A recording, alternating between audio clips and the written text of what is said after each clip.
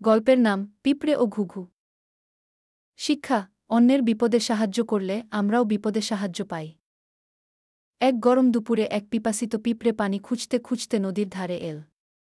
নদীর তীরে এসে সে পানি খেতে চাইল, কিন্তু পানি ছিল অনেক নিচে। পিঁপড়েটি সাবধানে ঝুঁকে পানি খেতে গেল, হঠাৎ পা পিছলে নদীতে পড়ে গেল। সে তখন জোরে জোরে ছটফট করতে লাগল, ডুবে যাওয়ার উপক্রম। ঠিক তখনই কাছের গাছে বসে থাকা এক দয়ালু ঘুঘু এই দৃশ্যটি দেখে ফেল। ঘুঘুটি দ্রুত একটি পাতা ছিঁড়ে এনে নদীতে ফেল। পিঁপড়েটি সেই পাতার উপর উঠে বাঁচতে পারল। ঘুঘুর সাহায্যে পিঁপড়েটি নিরাপদে তীরে ফিরে এল। কয়েকদিন পর এক শিকারী সেই ঘুঘুটিকে ধরার জন্য ফাঁদ পাতল। গাছে বসে থাকা ঘুঘুটি বুঝতেই পারল না কি ঘটছে। পিঁপড়েটি ঘটনাটি দেখে খুব চিন্তিত হল। সে চুপি চুপি শিকারীর কাছে গিয়ে তার পায়ে জোরে কামড় দিল। ব্যথায় শিকারী চমকে উঠল, তীর ছোড়ার সুযোগ পেল না। সেই সুযোগে ঘুঘুটি উড়ে পালিয়ে গেল।